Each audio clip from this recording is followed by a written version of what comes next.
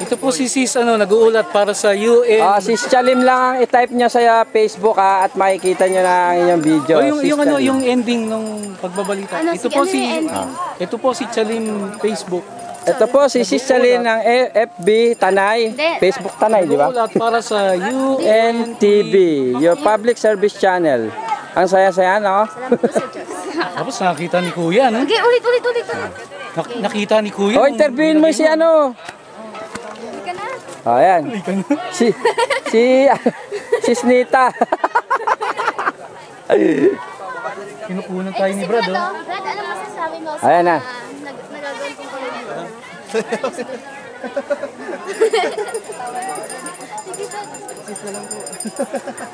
Sige po, Brad Joby, sagutin niyo po yan.